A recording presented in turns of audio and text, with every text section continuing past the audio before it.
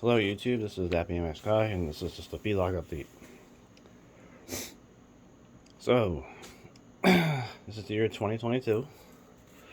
I'm working on computers, so it's this year's goal is the computers, or the computer. I want to fix a few things, like a toy machine gun and other things like that, but this has been a topic the whole year of 2021, this Speed Uno. It's been holding up perfectly fine, has this nice new bell brake lever. We have the Paul brake on there. But I tried a 28 hole rear wheel because I got matching rims. The CR18s, they come in 28 and somebody had a pair of them. So I tried out the rear 28 hole idea that this bike would have came with. It came with Shimano with a 28 hole, and it seemed to do okay whoever had it, but I guess they don't really pedal them that hard. Because I was just breaking the spokes. Like I broke one spoke a couple weeks ago and a spoke a couple days ago on a long ride. That's just too many spokes to break just from pedaling. Like I wasn't even doing anything other than just pedaling up a curb or just going fast or something like that. The 36 is back on there. That was on there before. It's the same hub, the Suntour hub.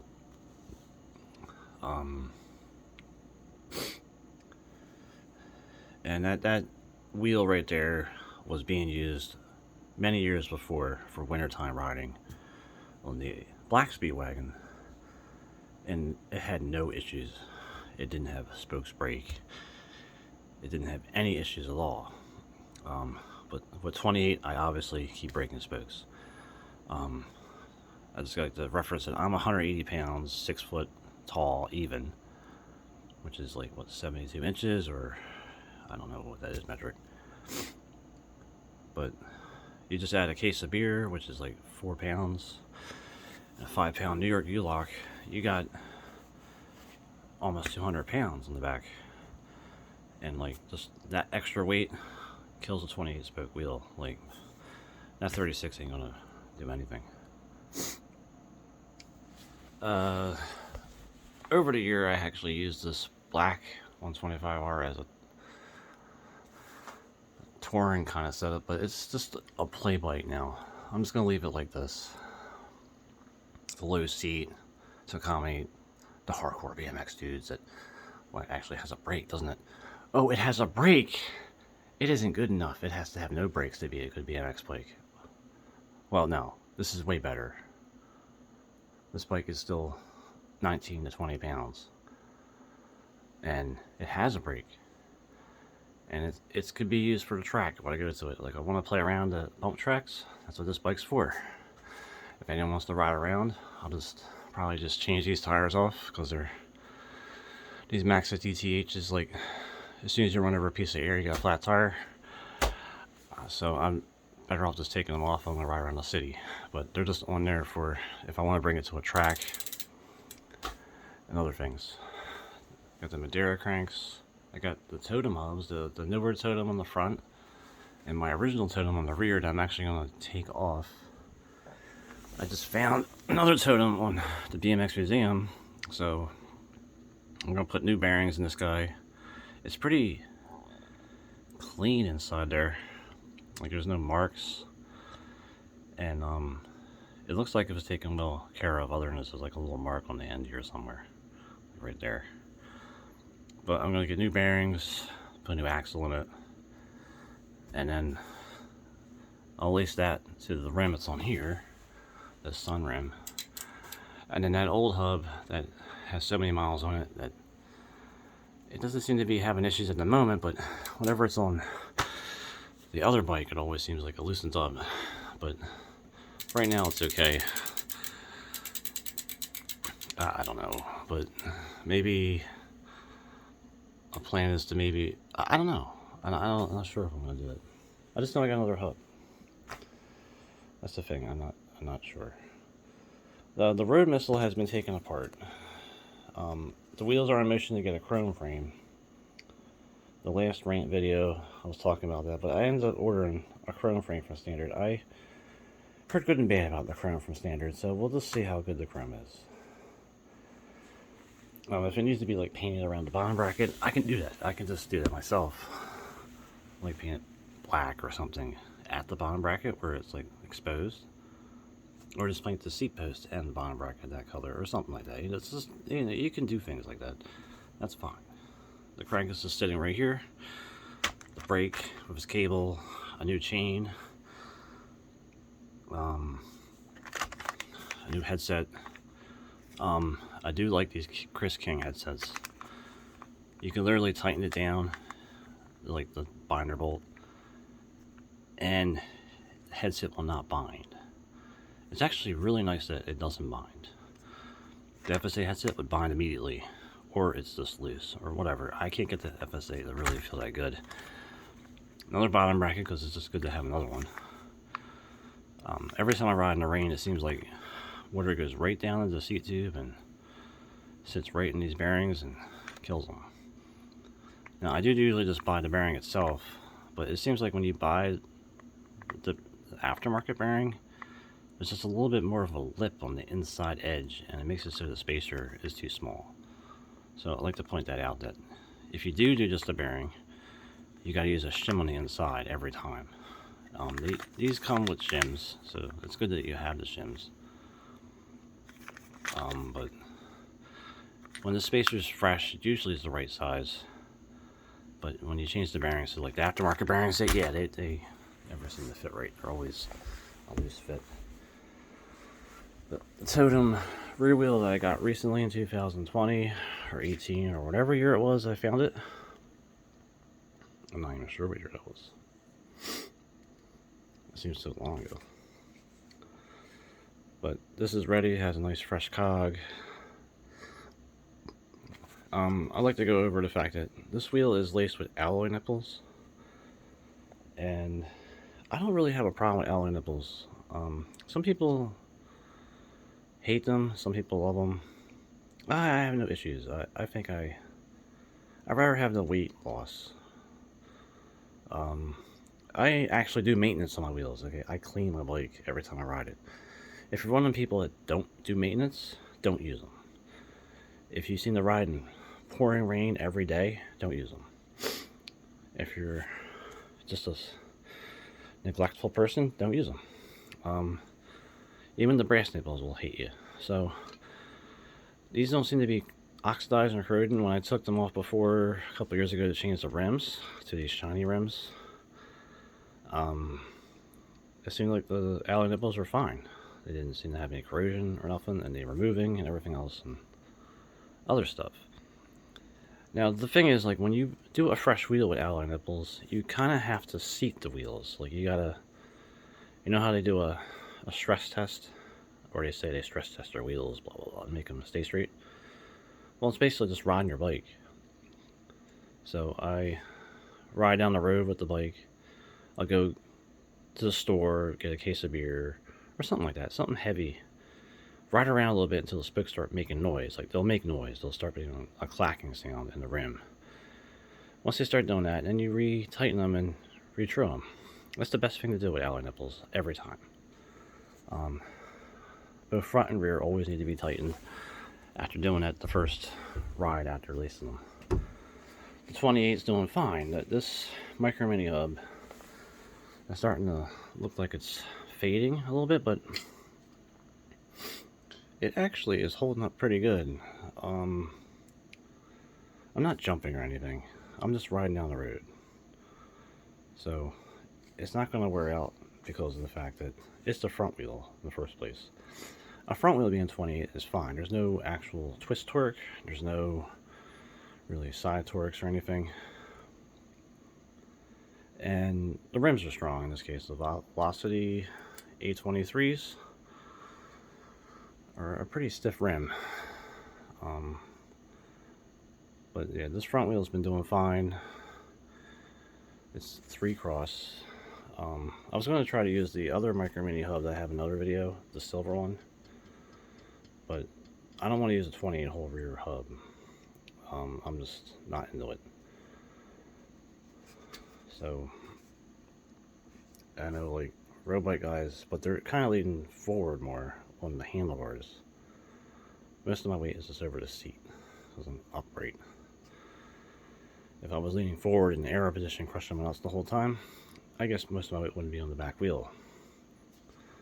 So 28 on the rear is probably fine on a road bike, but not for me. Anyway, yeah, this wheel's okay. We got the front end ready. That pawl brake is ready to go. Since I got the pawl brakes back on, I've been able to keep them from squeaking on this fork. They seem to squeak like a pig on that folding bike regardless. I don't know what the difference is, or maybe I didn't angle them enough, or maybe I'd have to use these cartridge pads on the other brake too. I don't know. I'm not sure. This thing was in the video.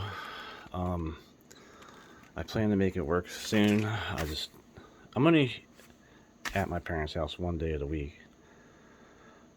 If I get here in the afternoon, I still don't really have much time to do anything. I always have other projects when I get here. Like, let's say I gotta switch a wheel, for example, or other things. So we have this project. This is another one of these dynamo hubs. It's silver, bolt on. I realized when I placed the other one, it was kind of dishing. So I think I was going to put 180s on this side, and I have, well, this isn't 180s. I guess the 180s are actually at the apartment, but I took a few of the 182s and cut them, and I'm threading them down further, so I have 180s for this side and 182s for that side. So it dishes a little bit easier. I don't really like dishing the front wheel, but I guess you have to when it has a disc brake mount like that. I did a video where I said they're useless, but I found them to be useful once I got a headlight. I think I want a headlight on the folding bike too, so it's going to add front end weight to that. But when I put the front headlight on there, I'm going to just use basically that Velo orange little mini rack, and the mini rack will keep the front brake from squeaking. And then that's it.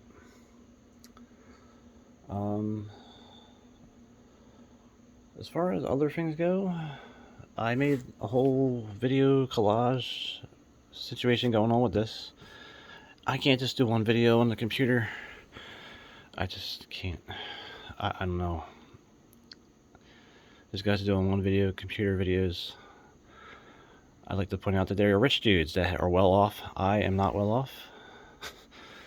I do not have millions of dollars of extra money just to throw away on the computer. This was my limit right here, a $300 video card, or $389 actually. But it's not even a top-end video card. I mean, there was a time that I bought a top-end video card, a GTX 580, and it was $400. Okay. What sucks now is that you can't get a top-end video card for less than $1,000, and that's bullshit. I mean, I can get a car for that video card's price, and it'd be a lot more useful than that fucking video card is. I mean, yeah, playing a game, that's great. I can play an airplane game or something at 4K resolution or something like that, but I don't really do that anymore. This shit I don't do. I don't have time. I like to make a video on all my old systems. Like I said, the neglected DFI system, I like to do a full video on how that bill went in 2009. That's the Linux system I had in another video, if it ever focuses. That's just another case. Now, I don't know if anyone notices that they are Micron cases. And there was a time that I built Cruncher boxes, and they're nice narrow cases that are simple. And they just work. I don't know, I like them. I still like a narrower case over a wide, fat, gigantic case that has lights and stuff. When I was doing the 300 cases, like, here's the other 300. There used to be 3. but when I first got them, I was taking away the top fan. As you see, they get dusty, and I'm not even really using them more than once a week. The whole reason why I don't want to use like a whole stupid gaming case is that, yeah, I want a CD-ROM. I want to be able to rip CDs or burn CDs with the computer still. I even have the SD card reader, all that bullshit. But I usually cut the windows. Let's say I cut this window out of this 300 because there was a fan on the side that blew in or out, and I found it useless. The two fans that go in, they have this filter, and this is basically what's going to happen with the other cases. That it's going to make sure there's two fans in the front, one fan in the rear. This upper fan, it keeps fouling, like there's an issue with it. I don't know, but maybe I'll just cover this hole with a black square. It's the same as the case. Like maybe what's left of the piece here that's still in the shed, or maybe, oh man, I think I threw that one out already. But if there's a big opening on it and I can just drill 4 holes, I can just stick that black seal over there and just get rid of that top fan altogether. I really don't think that fan does anything, especially since it's just blown against this. This system stays pretty cool, so it doesn't really matter too much. Other than stuff gets dusty and I'm gonna clean it every so often. Inside of it stays pretty clean. So this is my 3930K box that I wanted to upgrade or update or just finally retire it. Yeah. So this vlog is going extremely long because I'm just talking about everything I just talked about earlier in videos. This is like, my bedroom is like slowly becoming a hoard, but eventually it'll be cleaned up again. Maybe when I get a bigger apartment, I'll start bringing stuff there. I think the main reason why I don't want the apartment to see to have anything is I just don't want to get robbed. I don't know, I just don't really trust being in the city. It doesn't matter where you live, there's always some ways. If people see what you have, they'll try to take your stuff. And that's the whole reason why I keep everything here. They had to go all the way in the suburbs to find it. If they really want stuff, they'll take it. But at least I know, like, some random thief doesn't see a whole bunch of shit in the apartment, just take it. So yeah.